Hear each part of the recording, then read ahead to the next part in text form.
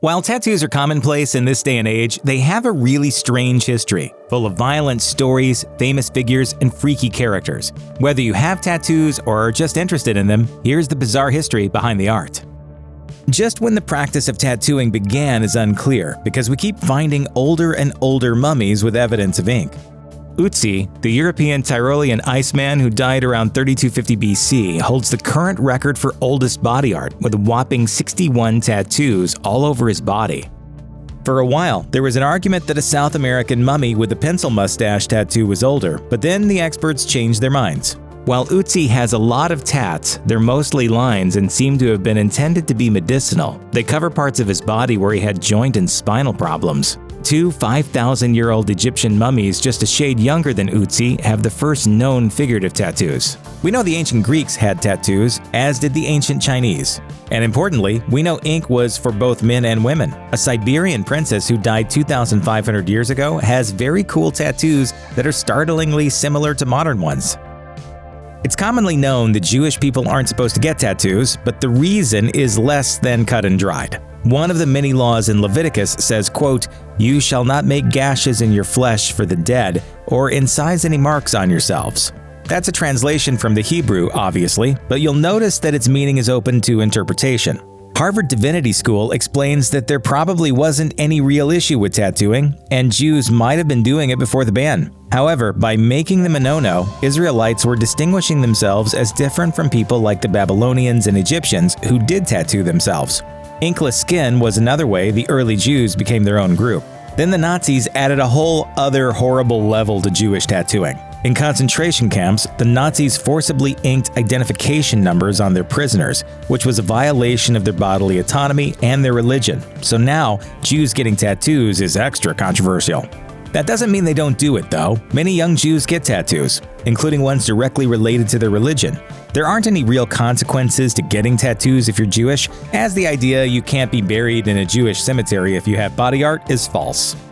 Even though Leviticus is included in the Christian Bible, the verse about not getting tattoos was pretty much ignored, just like similar Jewish laws on eating kosher. According to the Catholic News Agency, that particular branch of Christianity has never had a ban on body art. Some later Christian churches weren't the biggest tattoo fans, but there has never been a Christianity-wide ban. Quite the opposite is true. In fact, in the Roman Empire, before Christianity was legal, early believers would often tattoo themselves with signs of their faith, marking themselves permanently as followers of Christ and, ironically, as criminals. In the Bible, Paul says he, quote, bears the marks of Jesus on his body, and while scholars think he was being metaphorical, it isn't certain. Christians kept up the body art even once their religion was widely accepted. Early historians talk about the practice, and popular design choices seem to have been crosses and marks representing the wounds of Jesus. Tribal ink has been an important part of societies from Polynesia to North America for thousands of years. In Samoa, men would be tattooed from their midriff to their knees. This involved days-long sessions with a mallet and ink-laden comb. The pain was intense, and there was a very real risk of death from infection. But any man who couldn't hack it had an unfinished tat and was shamed for life. Women also got tattoos, although theirs tended to be a bit smaller. Some Native American tribes used a sharpened bone or rock to carve a design into the skin.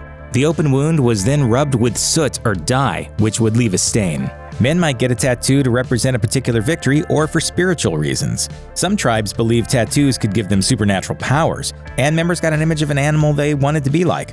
Of course, then Christians came along and decided that the practice must be stopped. Western missionaries who showed up in Polynesia in the 1800s vilified tattooing, and the art form went into decline. Forced tattooing has been around pretty much as long as voluntary tattooing. In China, tattoos were considered a highly effective means of punishment for most of recorded history, according to the Journal of the American Oriental Society. If you broke the law, ink marked you as a criminal for life and brought shame on you and your family. At some point, soldiers were also forcibly tattooed so they wouldn't be able to desert, but this practice was highly controversial. Slaves have also been forcibly tattooed for millennia. The ancient Persians, Greeks, Romans, Chinese, and Japanese all tattooed slaves to discourage them from running away. This was why Christians in ancient Rome would sometimes tattoo themselves voluntarily, preemptively marking themselves as criminals and the slaves they would become if their religion was found out. The practice of forced tattooing continues, shockingly, to this day. In 1993, Indian police inked Jeb Khatri, Punjabi for pickpocket, on the foreheads of 4 women who were habitual offenders. This caused a huge scandal, and the cops received jail time. And in 2017, CNN reported on trafficked women that were being marked with tattoos meant to identify them as property. In the past, criminals were inked against their will, but these days, the association between lawbreakers and ink is just as strong. People tend to think of the tattooed, especially the heavily tattooed, as bad guys. This is so ingrained that it actually affects the outcome of trials. According to the Orlando Sentinel, even though everyone from celebrities to soccer moms have tattoos these days, there's still a criminal association for some people, and sometimes those people end up on juries. So defense attorneys advise their tattooed clients to cover up body art with clothing or, in extreme cases, even makeup. A judge once ordered the state to pay for a professional cosmetologist to cover the swastika and barbed wire tats of a man on trial for murder. Once you end up in jail, though, tattoos become a virtual rite of passage. The amateur ink that criminals get behind bars is usually filled with meaning, whether it indicates their time inside, the crimes they committed, or the prison gang they belong to. But do tattoos and bad behavior actually have a correlation? A 2010 study out of Texas Tech University was misreported as finding that the more tattoos you had, the more likely you were to be deviant. However, according to the study, since so many people have tattoos these days, the correlation with deviant behavior is extremely low. High school. Oh, no! We all have our embarrassing moments. In the 1800s, tattoos were modernized a bit and became more common. Even society women got tattoos. That meant if you wanted to stand out, you had to get lots of ink. Since this was also the heyday of the circus and its sideshows, this meant the introduction of the heavily tattooed freak. While some sideshows had tattooed men, it was a tattooed lady that really made headlines. According to Vice, the first official tattooed lady was Nora Hildebrandt, who worked briefly for Barnum & Bailey before she was replaced. Tattoos and female sexuality were heavily intertwined in the public mind. Time says that tattooed ladies often performed stripteases to show off all their ink. In the beginning of the phenomenon, the women all had stories about how they'd been kidnapped and tattooed against their wills. But this lie fell out of fashion. Spectators could buy photos of tattooed ladies to take home as souvenirs. While there was definitely an exploitative side, working as a sideshow attraction was one of the few ways women at the time could earn their own money and have some kind of independence. These days, lots of tattoos can still get a woman noticed, but the ante has seriously been upped. The most tattooed woman in the world as of 2018 was a 69-year-old from Florida named Charlotte Gutenberg, with 98.75% of her body covered in ink. However, the record for most tattooed person in the world is held by a man named Lucky Diamond Rich, whose entire body is tattooed.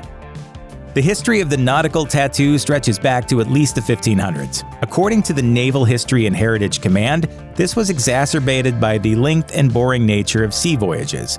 Sailors sat around with nothing to do, so they took up tattooing each other to pass the time. It was a very amateurish affair. Ink was made from gunpowder and urine. The Brits started the tradition, and it spread to America from there. By the late 1700s, 1/3 and 1/5 of their navies, respectively, had body art.